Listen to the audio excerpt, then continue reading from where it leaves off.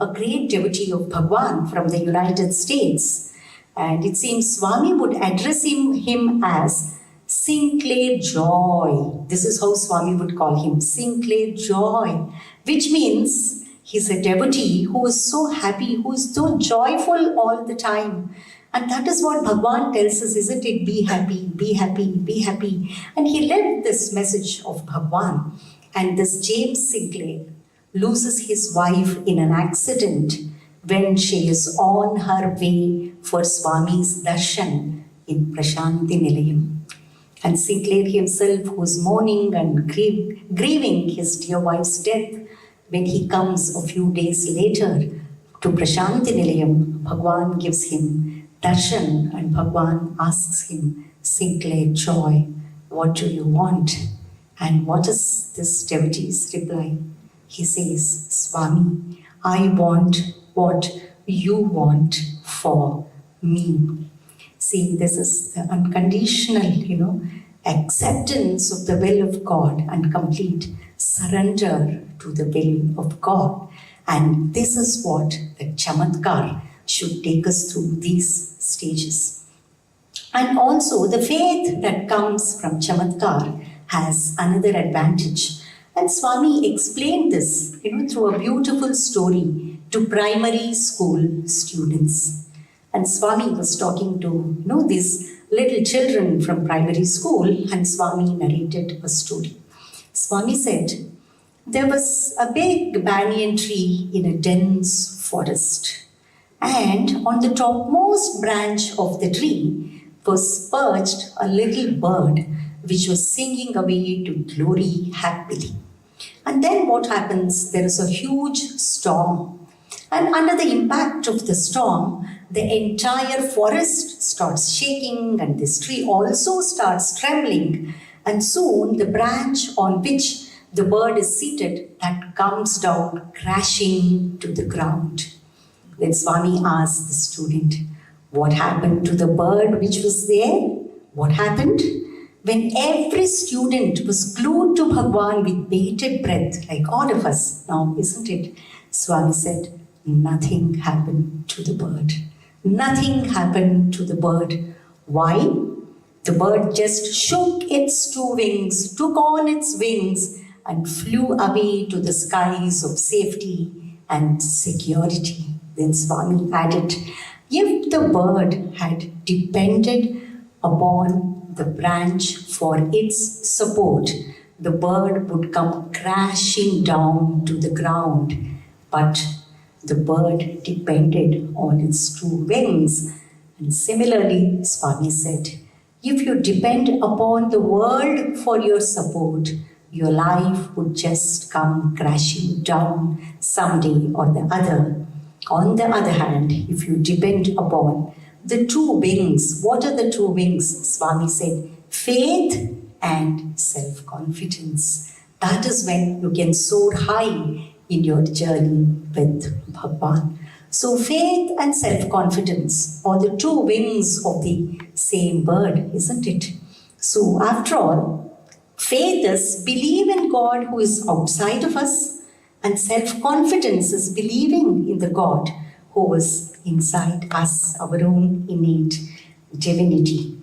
And this is the self-confidence that Bhagwan wants us to develop from faith. See, Chamatkar should lead to all these things. Only then we will be able to travel in the next car of samskar. See, speaking about self-confidence, once a student who liked the prayer of Saint Francis of Assisi, he narrates this prayer in the Divine Presence and he says, "O God, make me an instrument of thy peace." This is how the prayer goes, isn't it? Then Swami is happy with this and the boy takes it to heart and that becomes his mantra, and every day he's praying, "Swami, make me an instrument of thy peace."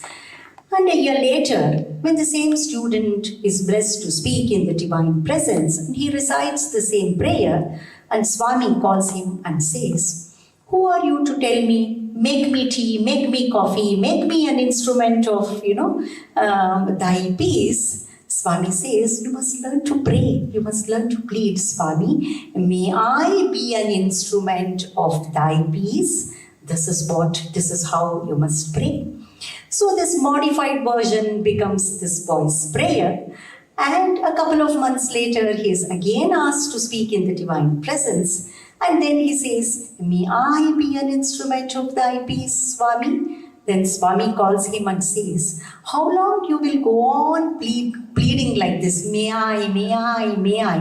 When will you learn to say, I am an instrument of thy peace? See, this is the self-confidence that Bhagwan wants us to develop in this journey. And of course, it comes from Chamatkar and faith in Bhagwan.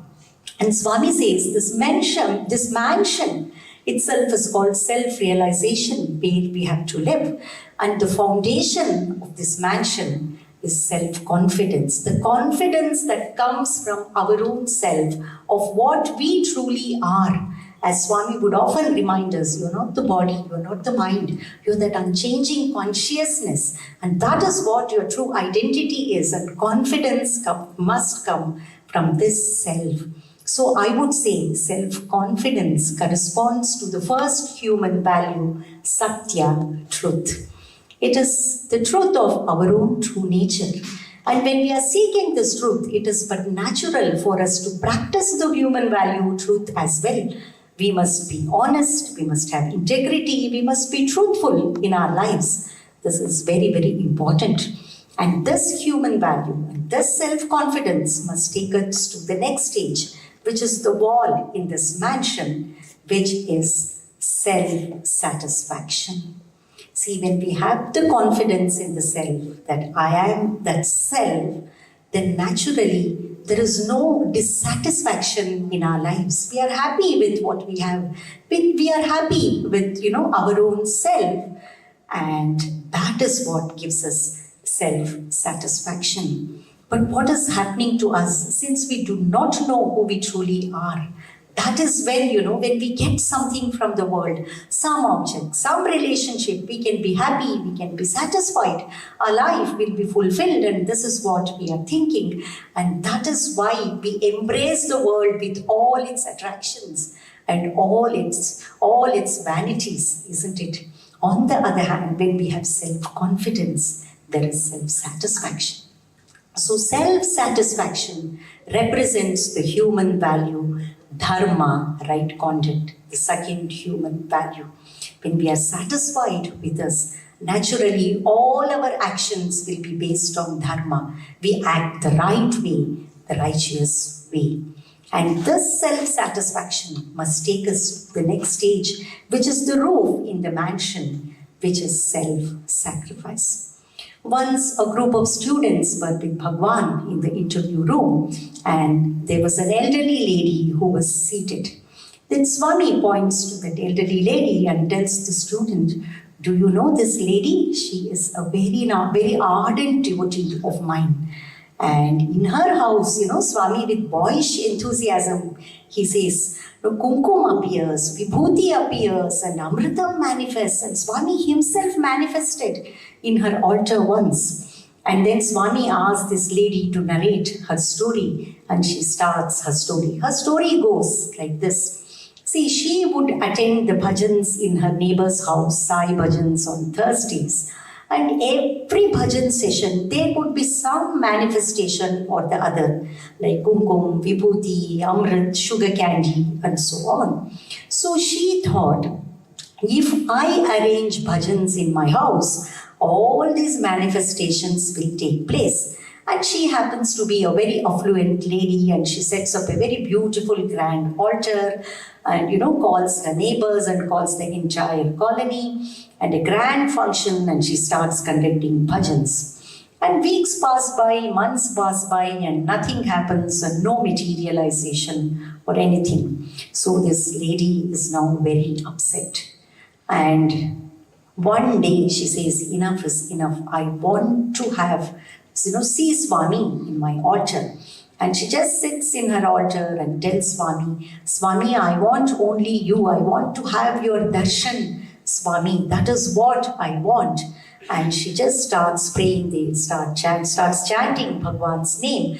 And when she is immersed in Namasmarana, one day passes, and next day, when she is so lost in the thought of Swami, Swami manifests in her altar, and she has the darshan of Bhagwan. And now Swami takes over the story, and Swami says, see, this lady, when she wanted to have bhajans in her house, she had a laundry list for me, huge list, to-do list. Swami, this photo kumkum should appear, this photo vibhuti should come, and when this particular bhajan is sung, candy should manifest. And this is what her wish was. But one final day when she decided, I want to have darshan of Swami alone, that is what I want. Not all these. When she did away with all this laundry list, and when he yearned for Bhagwan and Bhagwan alone, then that is when Swami manifests and give her darshan. See, this is the state of self-sacrifice. When we are able to sacrifice our wants, a little I, me, mine, I am Mr. So-and-so, I have accomplished all these things, and this all belongs to me. When that is sacrificed at the divine altar, it is, the stage of the human value, that is peace or shanti. What does Swami say about peace? You come asking, I want peace. Remove the I, the ego, that I am this, and remove the want, the desire. The peace is there for you.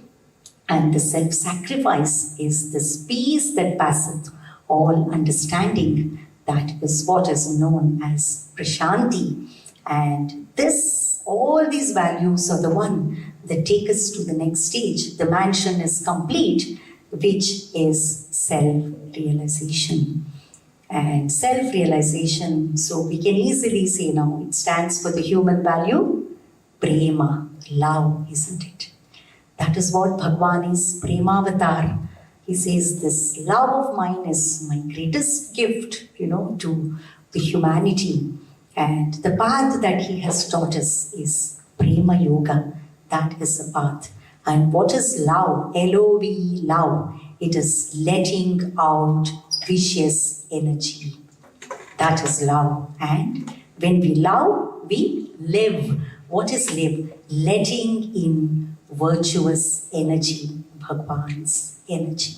So we love to live, and that should be our life. So this is what Chamatkar must take us to. This Chamatkar is a long journey, as we have seen. And now we have to change our car, because the terrain is different and we can't afford to travel in the same car. So what is the second car that Bhagwan speaks of? It is samskar. Samskar is refinement. So it is the car of self-transformation. See, if we are the same busy body which we were probably a decade or 2 decades or many, many decades ago when we came to Bhagwan's fold, today if we are the same, then we have got stuck at the level of Chamatkar. We have not moved into the car. That is samskar. And when we say it is transformation, it is not a very simple process. As Swami himself says, gold is put into high temperatures, intense fire, so that it can be purified, and many jewelry can be made out of gold. And that is the stage also for us. It is not a bed of roses or a journey filled with chocolates all along. It is not so. And our willingness to go through this transformation is very essential. Otherwise, we would be just at the stage of Chamatkar, wanting, again and again from Swami what we want, and not progressing to the stage where we seek what he has come to give us. That is the ultimate freedom. See, once 2 stones, marble stones, were brought to a temple construction site. Both were similar looking and similarly priced, and one marble stone is carved into the beautiful deity of the temple, the presiding deity of the temple, and the other marble stone is put on the floor in the sanctum sanctorum. So naturally, this floor marble stone starts complaining. See, both of us are similar looking. We come from the same place. Everything is same with us. But today, see, people worship you because you are the image in the temple. You are the deity in the temple. And people tramp on me. So what is this? This is how this marble stone keeps on grumbling. And then this deity marble stone says, when the sculptor came to you with his tools, the chisel and the hammer in his hands, what did you say? Oh, please don't come near me, don't cut me, don't hit me, it pains me, please go away. You didn't allow him to work on you, but I willingly submitted myself to the sledgehammer blows of the sculptor, and that is why I am what I am today. So this is the process that we must willingly submit ourselves to, the divine sculptor when he wants to work on us. But see, already in this marble stone, the deity is already there. The image of the deity is already there in the stone. And what the sculptor does is to chisel out all the extra bits so that the image of the deity, emerges on its own. Similarly, the divinity which is already within us, innate within us. And what does this divine sculptor do with his tools? He chisels out all those extra bits. Our, pride, ego, self-aggrandizement, all those unwanted things that we carry with ourselves, that is chiseled out by the divine sculptor. And no doubt it is a painful process.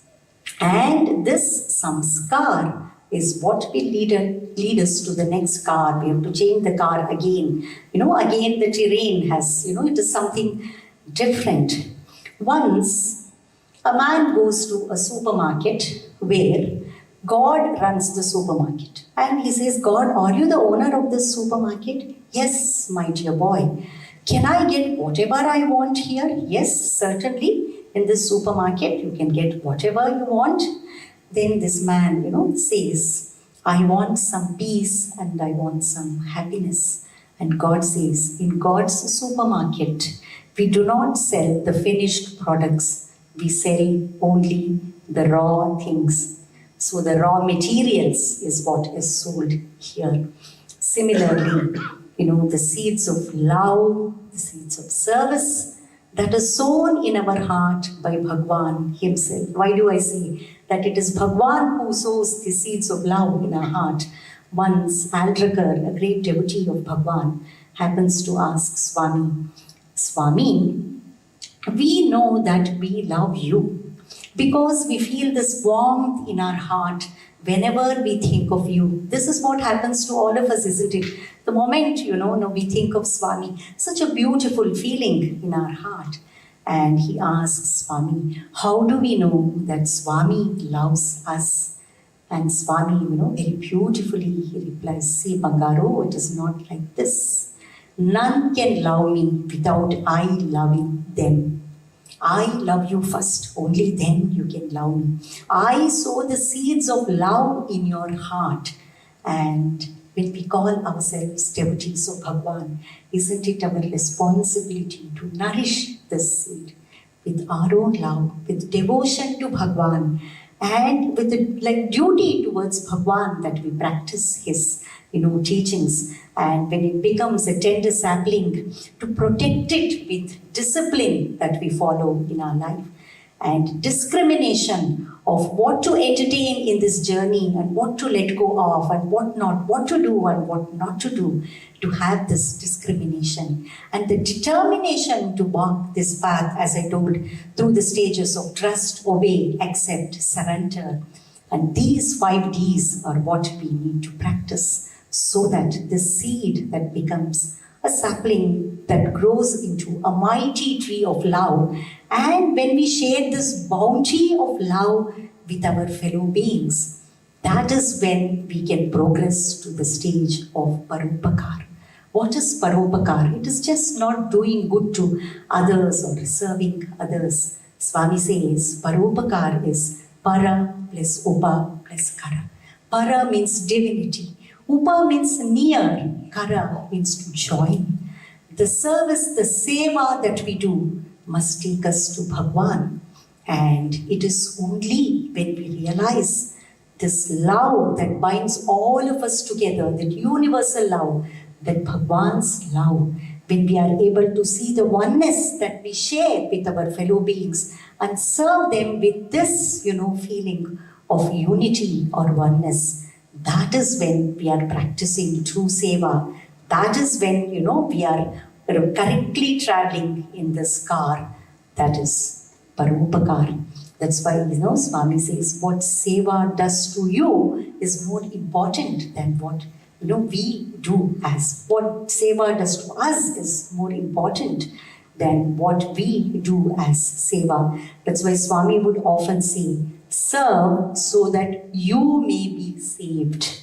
We are saved from many, many distractions and many, many obstacles in this journey with Sai when we serve in the right spirit of seva. Seva is Sa plus Eva. Sa means divinity. Sa means God, Him. That is also the Sanskrit meaning. Eva means like. Seva is you become like Him. You become like God. You become like Swami when you do seva. And it is this paropakar that takes us to the final stage in this journey, that the fourth car, that is Sakshatkar, when we realize ourselves to be that divine, when we realize the divinity which is already within us, and all the extra bits in the stone that we are, the raw stone that we are, when it is chiseled out by Bhagwan, this divinity emerges on its own. And these are the four cars that Bhagwan has given us in this journey. Having said so, what are the obstacles in this journey? And what are the challenges that are there?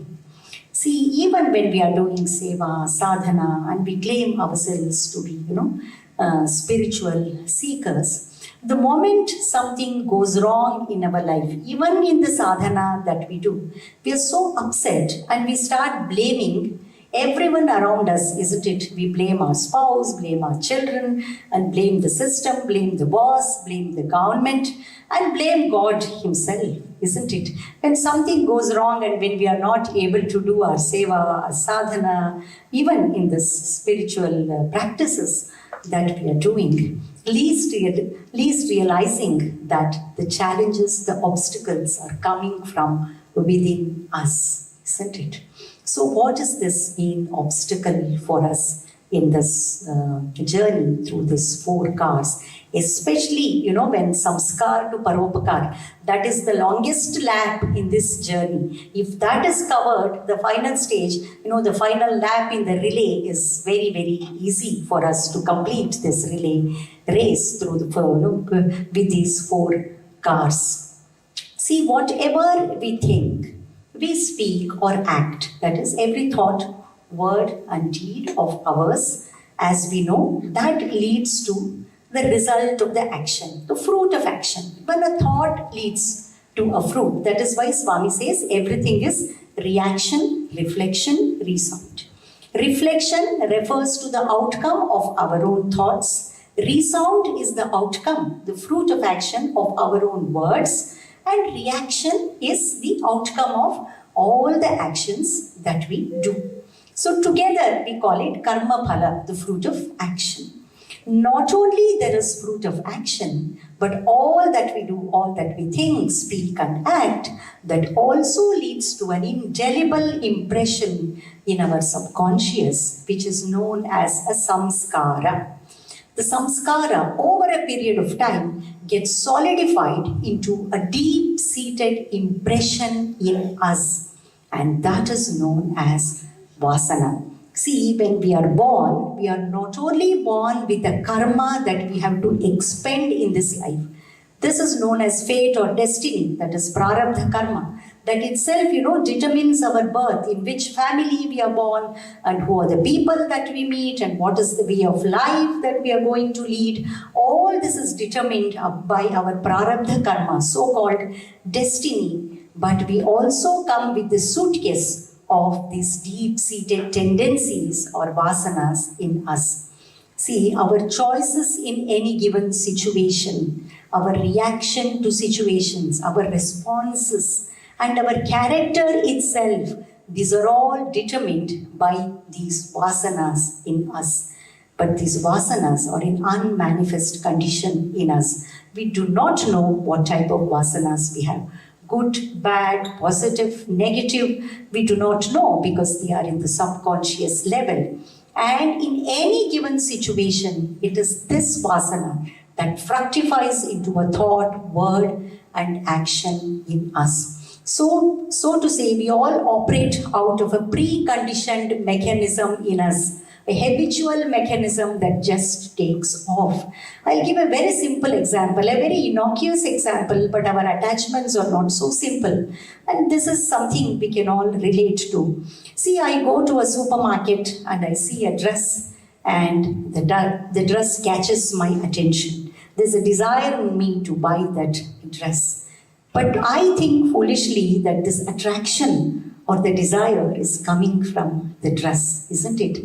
But what does Swami say? There is no defect in the creation. There is no srishti dosha. The creation is perfect. The desire is not out there. It is coming from within me, my own drishti, my own vision, how I look upon it.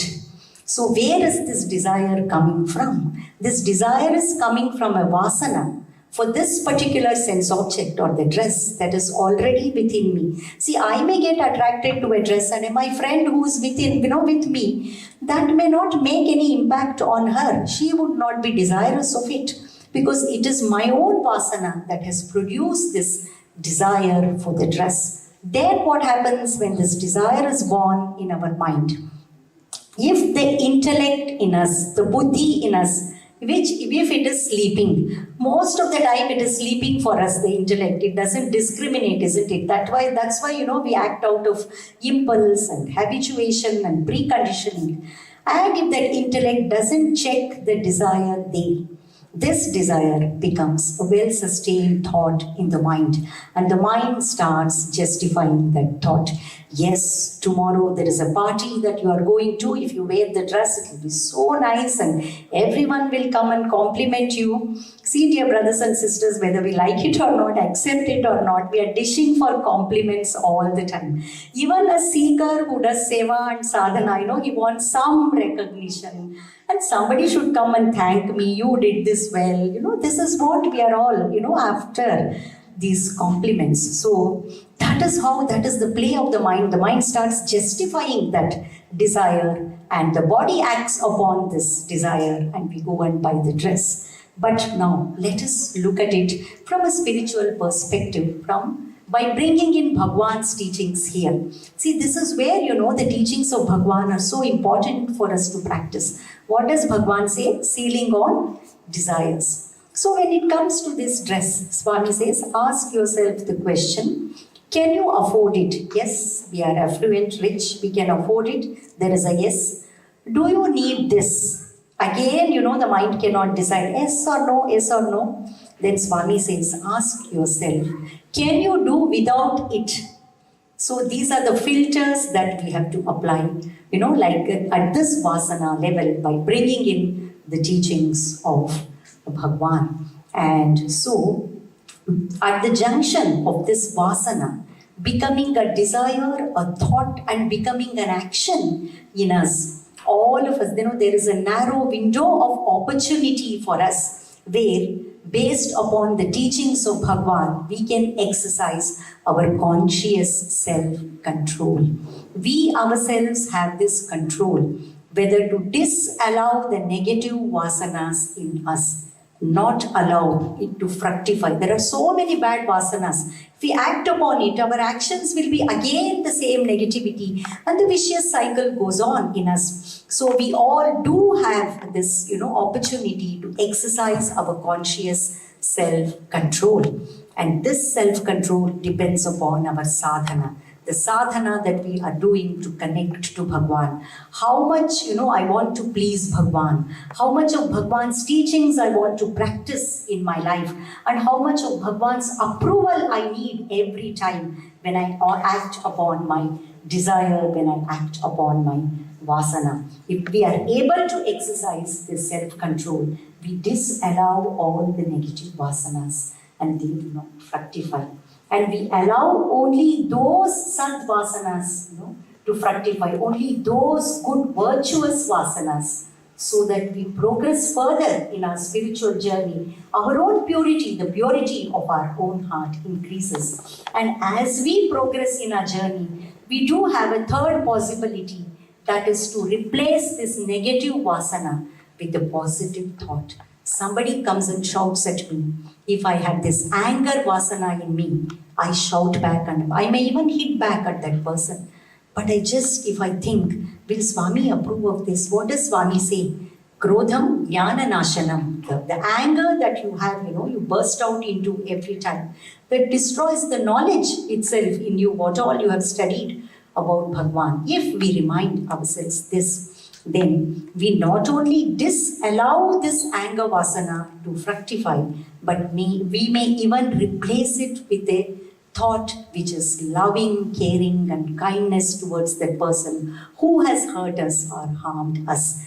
This is how we progress in our spiritual journey, and this conscious self-control comes from how much we hold on to Bhagwan and how much of his spiritual teachings that we want to practice in our lives. See, many a times we are put in situations which we do not like. By providence, it so happens that, we are in a place where we have to rub shoulders with people we do not see eye to eye. But nevertheless, we have to perform our duties. And especially then, whatever position that I am put in by Bhagwan, I will use this itself as an opportunity to progress in my life. See, when we want to do everything for Bhagwan, all these will not matter at all. Something which we may not like, but still we would love to do that because we are doing it for Bhagwan. Once a student who had completed his graduation and Swami asked him to apply for the first batch of MBA when Bhagwan started the MBA program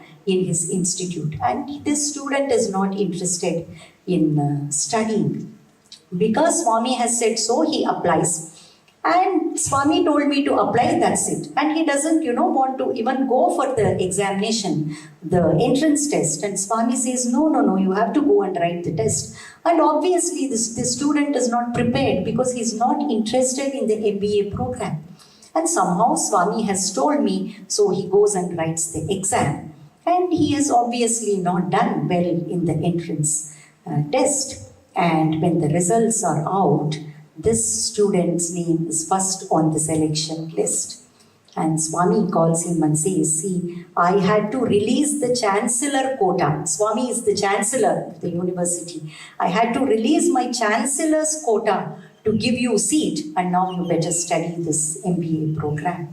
And this boy who is not so much interested in this subject does not do well in his semester exams. And when Swami calls him and asks what are your grades, he is not able to give a very happy, a reply that would satisfy Bhagwan. And then Swami says, yes, I always tell, marks are not important. What is important is remarks. But today, I am telling you, please give me marks. I want your marks.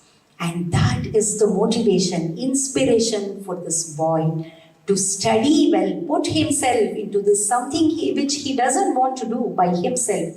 But Swami has told me to do so. So I will study well, and he gets, O grades and makes Bhagwan happy. So it all depends upon how much we want to please Bhagwan, how much of approval we want to get from him in all that we think, we speak and we do, and how much of his teachings that we want to practice. And this is the sadhana for us.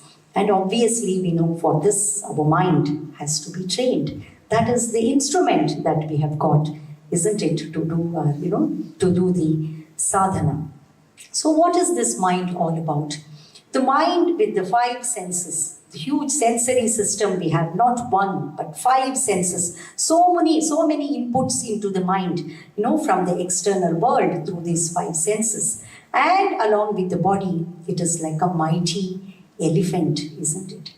And we have something to control the mind, which is the buddhi, which is the intellect. But the intellect, however big it may be, like say, if the mind is the elephant, intellect is the rider or the mahut. However huge the mahut may be, a sumo wrestler, in front of this huge elephant, he is so puny, he is so tiny, isn't it? So how will this mahut control the elephant? See, one day we decide tomorrow I am going to get up and I better start meditating and start doing my sadhana. I want to, I have to have certain discipline in my life and certain control over myself. Then what happens? The intellect says, yes, get up in the morning. But this mind with the body says, you have signed up for that meditation program, you go, I am not going to come. The body will not get up, the mind will not allow the body to get up, I want to sleep. And the elephant has its own agenda. It doesn't listen to the mahut. It wants to go here, there, and when the mahut says go in this particular direction. This is what is happening to us all the time when we are unconsciously operating out of our vasana system.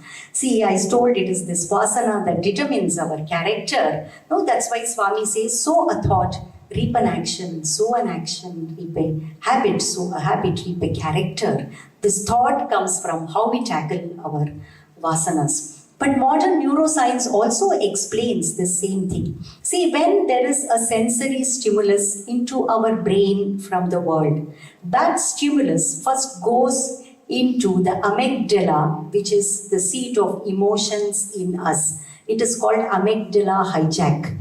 The stimulus itself is hijacked by the brain to go into the amygdala. And if the stimulus is processed in this amygdala, naturally, we will have emotional reactions to any stimulus from the outside world. And this is what, vasana pressure is all about. This is how we are reacting emotionally out of our emotions, allowing, every sundry vasana to fructify. But if we are able to delay this amygdala hijack, if we buy sufficient time so that the same stimulus from the world, which comes through the senses, instead of being processed in the amygdala, if there is sufficient time for it to reach the frontal cortex, which is the seat of logic, this is the logical brain in us, the rational brain in us. If we can delay this processing of the stimulus in the amygdala, if it can reach the frontal cortex, then our response will be of logic and rationale. We will not be reacting out of emotions from amygdala, but we will be selecting a response which we want out of logic. So when we learn to delay this amygdala hijack, that is where, our spiritual practice becomes so important. See, when somebody shouts at us, instead of just, bursting out, in a fit of anger, if we are able to control ourselves, we can, take deep breaths, and that is how we control. Don't react, but stop, think, and respond. Select a response in alignment with your goal. If we are able to delay the response, that is why, the Namasmarana, the Nama Japa that we do, we start chanting the name of Bhagwan, initially some 100, 200 times, for the temper to go down, so that we respond from the frontal cortex, not out of amygdala. But slowly this number comes down. We are able to get more and more self-control over ourselves. And this all comes from the sadhana that we do, how we train the mind through sadhana. So the elephant is amenable for training by the rider or the mahut, that is the intellect. And that is why the sadhana that we do has to be systematically done, rigorously done every day. day after day, without giving any excuse. And we all, have seen the elephant being controlled by the mahout, isn't it? The elephant learns to listen to the mahout. And this is how our mind also learns to listen to the seat of logic, the intellect in us. And this comes from systematic sadhana, which is called abhyasa. And this is very, very important for us. So is abhyasa alone enough for this self-control? Let's see, there is one more thing. Like this Arjuna says to Lord Krishna in the Bhagavad Gita, you have taught me all this, technique of meditation, the do's and don'ts of meditation. But it is so difficult to control the mind. And how do I control? He lists 4 problems. Chanchalam hi manah Krishna, pramadhi balavadhridam. Chanchala, the mind is restless. And pramadhi, it is so impulsive. Balavad, it is strong in its attachment to the world. And dhridam, it is so unyielding. And how do I control all these 4 things in the mind? See, as we have seen now, the systematic training through abhyasa answers, it tackles the first 2 problems, which is restless nature of the mind, impulsive nature of the mind. We are able to exercise conscious self-control, select a response in alignment with our goal of pleasing Bhagwan, practicing Bhagwan's teachings, acting the right way, the righteous way all the time, that will please Bhagwan, and acting upon dharma all the time. And the other 2 problems, balavad dhridam, attachment and unyielding nature, and that has to be tackled by bringing in, the Lord says there are 2 things, abhyasena tu kaunteya, vairagyena cha grihyati.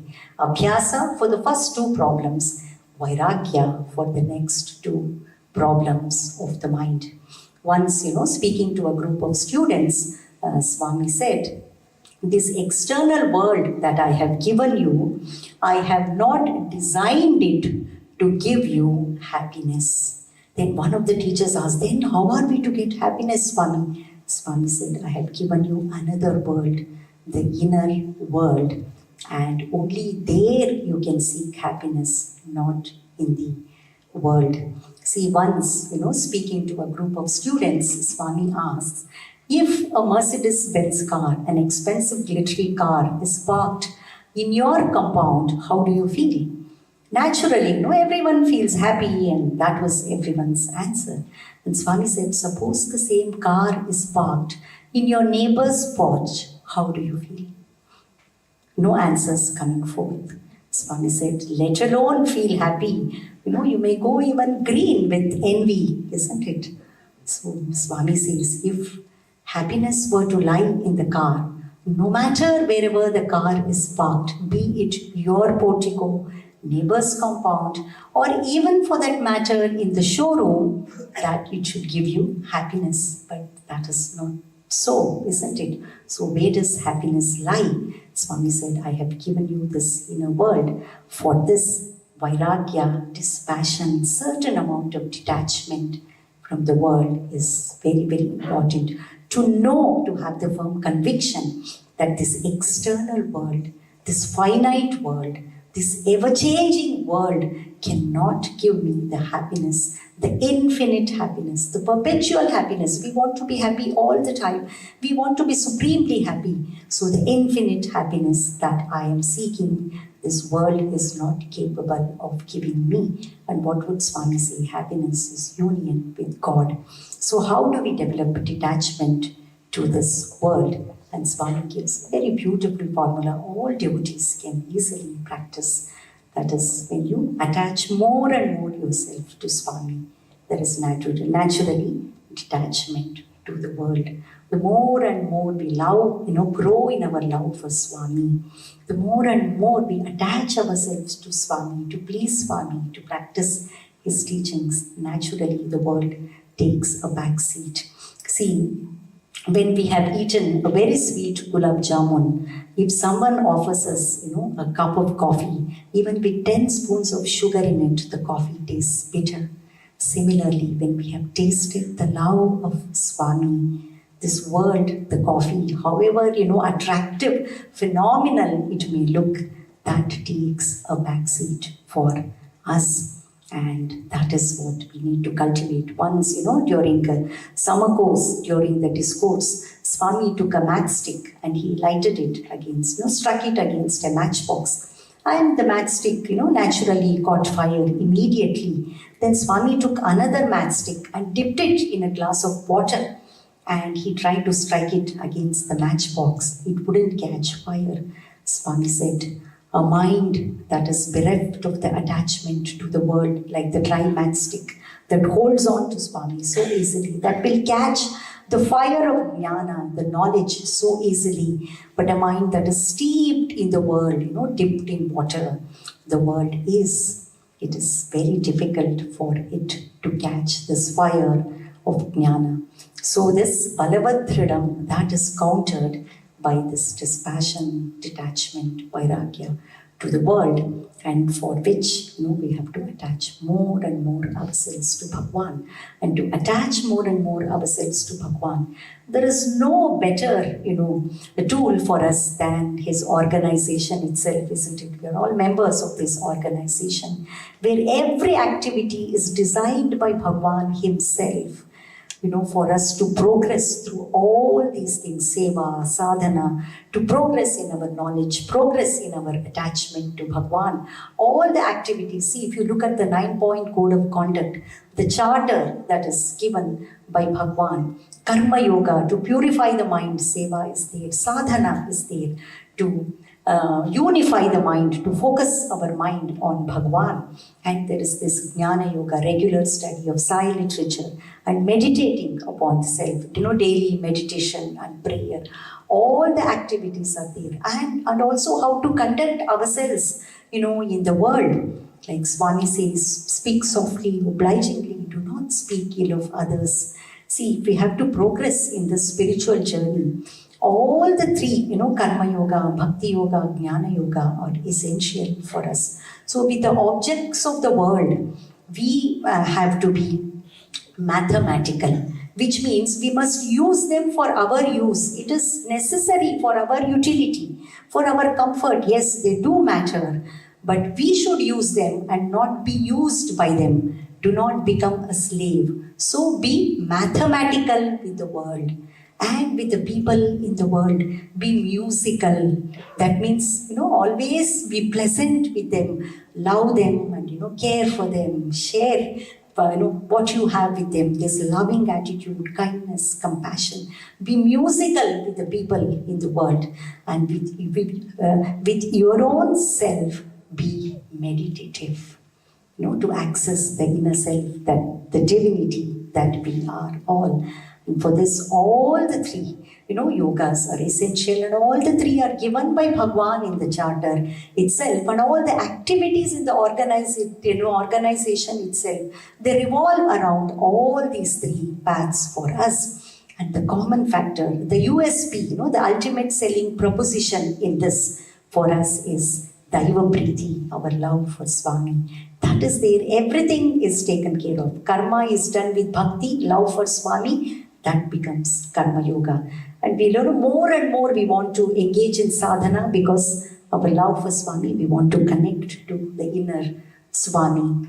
And we want to, realize the self, jnana marga. See, if we have to, practice this path of jnana sadhana, the atma jnana sadhana, the most important thing is vairagya, dispassion to the world. The world is unreal. It cannot give me what I am looking for, the infinite happiness. This viveka, discrimination between what to let go of in our spiritual journey, what to hold on to, and what to hold on to, what to let go of. That is, let go of the world, vairagya. That comes from our bhakti, our love for Swami. Because knowledge is there in the head. It is an intellectual, understanding that I am not the body, I am not the mind. But in the realm of the heart, what do we have? We all come with this baggage of vasanas. As I said, it's a preconditioned mechanism. And we are doing seva, sadhana, all this to progress. But at the level of the heart, we have this likes and dislikes, desire. We want to get something, get rid of something. This is what we are torn, apart between these two. So the desire at the level of the heart and What is the nature of desire? I want the world, and replace it with love for Swami, devotion. What is the nature of devotion? I want God. I want Swami. So when we want that, naturally the world takes a backseat, as I said, and this is how we progress in developing one of the important qualifications, Viveka, Vairagya, Vichara, for this path of Jnana Yoga, the path of wisdom as well. And these are all some of the, all these things are given to us by Bhagwan, and it is up to us to practice. So putting all this, I would say, in our sadhana, 3 things that we can do. Bhagwan himself has told, I'm just categorizing, putting it under 3 broad headings, that's all, the 3-fold formula. Simplest sadhana, always think of me. Swami says, Namasmarana. All of us can do this. No special qualification is required, isn't it? See, when the creation took place, then there was division of property between God and man. God is Narayana, man is Nara.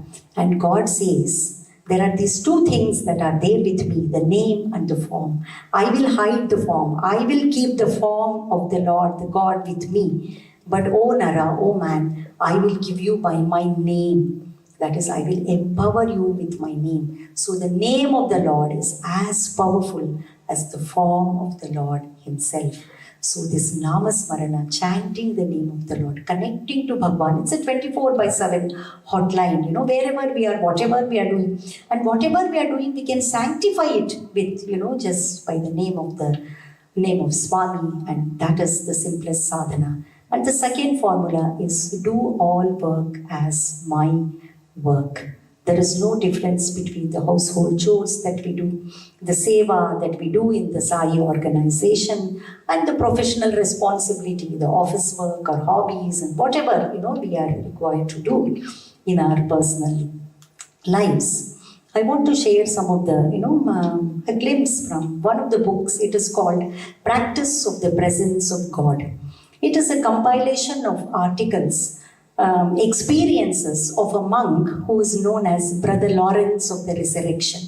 This Brother Lawrence was a monk in a monastery in the medieval East. And this monk was not a priest monk, was not an erudite monk, which means he would not preach in the church, but he would work as a cook in the monastery. And this blessed, monk, in and through all his activities, he has to work in the kitchen, and he would be so constantly conversing with Christ. He would say, if I take this much of salt to put in the dish, will it be enough for this dish? And the dish I am making, if I put these ingredients, will it, will it be tasty for my brother monks? Today there is a feast in the hall and I want to, prepare so many dishes. And what is the size of the pots I have to use, pans I have to use? So constantly in and through his activities, he would speak to Jesus Christ. And this monk says, amidst the clatter and the noise of the kitchen, where my brother monks are asking for me several things from me at the same time, I behold my Christ the Lord with the same fervor as I would do on my knees in the altar.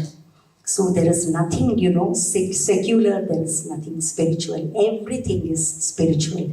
Everything that we do, every ritual that we do in our day-to-day life, that is all spiritual. So, do all work as my work. Everything is his work. And the third formula, offer all your actions to me. Sarva karma bhagavad prityartham. See, in Anyatha Sharanam Nasti, there is a beautiful incident. This is a book written by Srimati Vijaya Kumari, and Swami would call her Kumaramma. Once, in the wee hours of morning, Swami calls the mother of this Vijaya Kumari Amma, and he says, I am hungry and make dosas for me. And Swami follows her to the kitchen. And Swami, cautions her, when you are making dosa, the noise that comes, see, when we spread the batter on the pan, and when we put oil or ghee, because of the moisture, there is this chewy noise that comes. Swami says, I don't want to hear that noise. I don't like that noise. The noise should not be there when you make the dosas. And this, humble soul, the blessed soul that had realized the divinity in Bhagwan when Swami was a little boy, she very humbly says, Swami, I will make dosas. Doing dosas is my work, yes. But I have offered that to you. Making the dosas, I am doing it as an offering to you.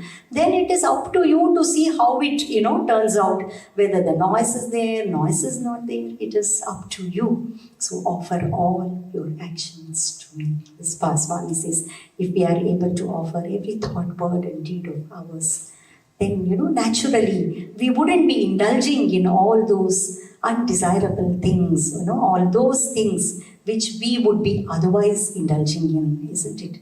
This is how we learn to purify ourselves. And when we do offer all our actions to Him, Sarva Karma Bhagavad Prityartham, that I am not the doer, this Kartrutva, the doership is not there, that I am just an instrument, I am put in this position and whatever, has to be done, it is His will, and I am not the doer. When we get rid of this doership, and naturally, see, it is the doership, it is the doer who demands the fruit of action.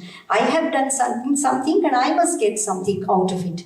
When this doership is not there, then there is no personal stake in doing anything, isn't it? So we have given up our attachment to the fruit of action. We are not asking what is in it for me. Whatever comes, it is Swami's will, Swami's grace, whatever the outcome of the action.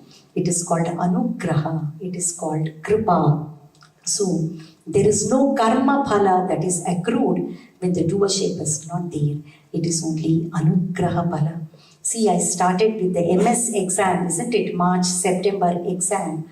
And in this exam, we have, put in all these self-efforts. We are prepared for the exam. And we have learned, we have studied, we have toiled, and we have written the exam. And if we are able to get even 33, 34 marks, this anugraha phala, the grace of the Lord will give us the remaining marks that is required for us to pass. And we will pass this March exam so that we do not come for the supplementary September exam. This anugraha is called kripa in Sanskrit. Kra means to do something. When we put in self-efforts towards, Bhagwan, pa means to get something. We get the grace of the Lord, and there isn't anything that His grace cannot accomplish for us. Mukam karoti vachalam pangum langhayati kirim yat kripatamaham vandi Paramananda Sai Madhava. It is the grace of Lord Sai Madhava alone that can make the mute speak, the lame climb the mountains, and it alone can give us the supreme bliss that we are all after, having come into this world and having donned, many a role to play. It is His grace that can take us to the destination in this journey. With deepest sense of gratitude, I thank Bhagwan for this wonderful blessing of speaking on His teachings in this August gathering, in this wonderful gathering. And I pray to Bhagwan on behalf of all of us so that we stay on the path and we are able to, take this ride in all the 4 cars and not just get stuck in one of the cars, so that this Sakshatkar, the 4th car, becomes a reality for all of us by the grace of Bhagwan. I offer it at Bhagwan's lotus feet. Harihi Om Tat Sat Shri Sai Ishwarar Pranamastu. Thank you very much. Jai Sai.